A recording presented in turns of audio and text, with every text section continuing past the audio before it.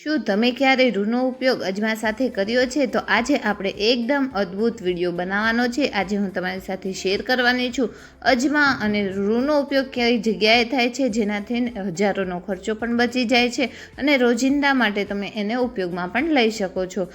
તો video start કરવાના પહેલાં તમે જો મારી ચેનલ પર પહેલી વાર હો ને તો મારી ચેનલને પહેલાંથી જ સબસ્ક્રાઈબ કરી દેજો અને વિડીયો થોડો પણ સારો લાગે ને તો એક લાઇક જરૂરથી કરજો. વધુમાં વધુ શેર પણ કરી દેજો જો તમને આ વિડીયો સારો લાગે તો.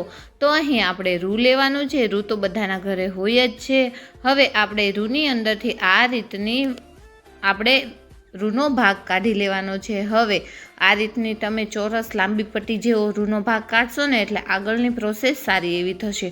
તો હવે આને આપણે તમે જોઈ શકો છો, બહુ જાડું પણ નથી, પતલું પણ નથી, આ રીતની એક લાંબી પટ્ટી જ કાઢી લેવાની છે એટલે તમને આસાની રહેશે. હવે આપણે ચમચીની મદદથી આની અંદર આ રીતે અજમા ભરી લેવાના છે. જો તમારે આ રીતે ન કરવું હોય તો તમે વચ્ચે ગોળ રાઉન્ડ કરીને રૂનું અને એની અંદર ચમચી અજમા નાખીને ગોળ પણ બનાવી શકો છો, જે રીતે આપણે દીવાબત્તીની વાટ બનાવીએ છીએ ને તે રીતે જ. હવે આપણે અજમા બહાર ન નીકળે ને તે રીતે એને આપણે ફોલ્ડ કરી દેવાનું છે. આ રીતે એકદમ હળવે હાથે કરશો ને એટલે અજમા થોડા પણ બહાર નહીં નીકળે. હવે એને ઘસી લેવાનું છે એટલે અજમા રૂની સાથે લોક થઈ જશે એટલે બહાર નહીં નીકળે. તો આ રીતે આપણે 2 વાઇટ બનાવી દેવાની છે. જો તમારે વધારે ઉપયોગમાં લેવી હોય તો તમે 4 પણ બનાવી શકો છો. તો હવે આપણે આગળની પ્રોસેસ કરીએ છીએ. હવે આપણે અહીં એક કોળિયું લઈ લેવાનું છે. જો તમારી પાસે કોળિયું ના હોય ને તો કોઈ પણ પ્લેટ વાટકી પણ લઈ શકો છો. હવે જે વાઇટ આપણે બનાવી છે તેને આપણે આ રીતે ગોઠવી દઈશું અને આની અંદર ખાસ કરીને આપણે દેશી ગાયનું ઘી લેવાનું છે. જો તમારી પાસે ગાયનું ઘી ન હોય ને તો તમે ભેંસનું ઘી પણ યુઝ કરી શકો છો, પણ ગાયનું ઘી બાળકોથી લઈ મોટા માટે ઘણું સારું છે. આયુર્વેદિકમાં પણ ગાયનું ઘી સારું એવું છે એટલે ગાયના ઘીનો ઉપયોગ કરવો ખૂબ જ જરૂરી છે. એટલે આપણે અહીં ગાયનું ઘી લીધું છે. હવે વાઈટુને આ રીતે આપણે ઘી લગાવી દેવાનું છે.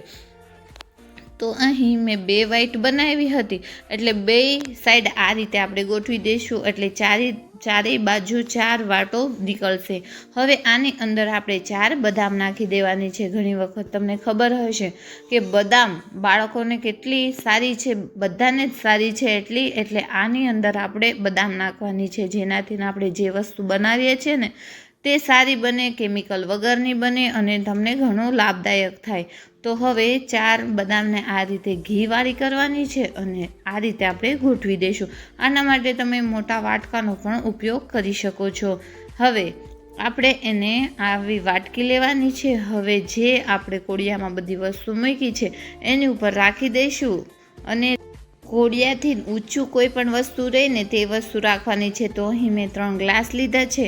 આપણે વાટુને પ્રગટાવી લઈશું, 4 વાટોને પ્રગટાવી લઈ અને ત્યારબાદ આપણે એક થાળી લેવાની છે સ્ટીલની. જો તમારી પાસે પિત્તળની હોય તો તમે એનો પણ ઉપયોગ લઈ શકો છો અને માટીની વસ્તુ હોય તો એનો પણ ઉપયોગ લઈ શકો છો. જ્યાં સુધી દીવો બળે છે ત્યાં સુધી આપણે થાળીને રહેવા દઈશું અને પછી ઠંડી થઈ જાય ત્યારબાદ આગળની પ્રોસેસ કરી દઈશું. તો તમે જોઈ શકો છો અહીં સારી એવી ઠંડી પણ થઈ ગઈ છે અને એકદમ બધી જ વરાળ આની અંદર થાળીની અંદર આવી ગઈ છે. તો હવે ઘણા લોકોને ખ્યાલ પણ આવી ગયો હશે. મારા મમ્મી જ્યારે નાના હતા ને ત્યારે મારા નાની આ રીતે બનાવતા હતા એટલે મેં આ વિડીયો તમારી સાથે શેર કર્યો છે. જેના ઘરમાં નાના બાળકો હશે ને તેને પણ ઘણો ઉપયોગી થશે અને આ ખાસ કરીને તમે કેમિકલ વગર લોંગ લાસ્ટિંગ કાજલ અને લાઇનર ઘરે બનાવી શકશો. એટલી ઇઝી બનશે કે તમને ઘણો ઉપયોગ થશે અને તમારો ઘણો ખર્ચો પણ બચી જશે જો તમે ઘરે આ રીતની બનાવશો ને તો. આપણે આ રીતે કાગળ લેવાનું છે અને કાગળથી આસાનીથી તમારે બધી જ કાજલને આ રીતે લઈ લેવાની છે. તો તમે જોઈ શકો છો ખાલી 2 જ વાટથી 4 બદામથી કેટલી સરસ ઘણી બધી આમાંથી વરાળ નીકળી છે. હવે એક બાઉલની અંદર આપણે એને લઈ લઈશું અલગથી. તો તમારે ધ્યાન એટલું રાખવાનું છે કે આ પ્રોસેસ કરતી વખતે પવન ન આવવો જોઈએ, પંખો બંધ હોવો જોઈએ, કેમ કે આ એક વરાળ છે તો ઉડી જાય તો આપણી બધી જ મહેનત ફેલ થશે. એટલા માટે આપણે આ રીતની બાઉલમાં હળવે હાથે બધું જ ભરી લેવાનું છે. તો તમે બાઉલમાં ભરાઈ ગયા બાદ પછી આની અંદર આપણે ઘી એડ કરવાનું છે. ઘી ખાસ કરીને તમારે યાદ રાખવાનું છે કે ગાયનું જ લેવાનું છે. નાના બાળકો નાનપણથી જ જો ગાયના ઉપયોગ લેશે તો એને આંખો પણ તેજ વધશે અને ઘણો લાભદાયક થશે. એટલે આમાં થોડી જમતું આપણે ઘી એડ કરી દઈશું. જો તમે વધારે એડ કરશો ને તો જે લાઇનર કાજલ આપણે બનાવીએ છીએ તે વધારે રેલાશે. જો તમારું ઘણા લોકોનો ઓપ્શન એ હોય છે કે અમારી કાજલ રેલાય છે તો આને એકદમ ડ્રાય રાખવાની છે. ડ્રાય રાખશો ને એટલે લાઇનર પણ સારી થશે અને કાજલ પણ સારી થશે. આગળ હું એનું રિઝલ્ટ પણ તમને બતાવીશ કે કઈ રીતનું છે. તો સારું એવું મિક્સ કરી દેવાનું છે. તો ફ્રેન્ડ્સ, તમે ક્યાંથી આ વિડીયો જોઈ રહ્યા છો તે કોમેન્ટ કરીને જરૂરથી જણાવજો, એટલે મને ખ્યાલ આવે કે તમે મારા વિડીયો કઈ સિટીમાંથી જોઈ રહ્યા છો અને મારા વિડીયો તમને કેવા લાગે છે તે પણ ચોક્કસથી મને જણાવજો. તો મને આગળનો વિડીયો બનાવવામાં ઘણો રાહત થશે. તો આપણે કોઈ પણ પ્લાસ્ટિકની ડબ્બી હોય ને, આ રીતની સ્ટીલની પ્લાસ્ટિકની પણ ચાલે, એની અંદર આપણે સ્ટોર કરી દઈશું. આને આપણે 2 થી 3 વર્ષ સુધી કંઈ જ નથી થતું. તો તમે જોઈ શકો છો કે એકદમ પતલું બ્રશ આવે છે ને, જે આપણે લાઇનર કરીએ છીએ તે બ્રશનો ઉપયોગ કરી અને તમે લાઇનરમાં પણ યુઝ કરી શકો છો. અને 0થી લઈ નાના બાળકોથી જન્મેલું બાળક હોય તેને પણ તમે આવો ઉપયોગમાં લઈ શકો છો. એટલી સારી એવી કાજલ બનીને તૈયાર થઈ જાય છે.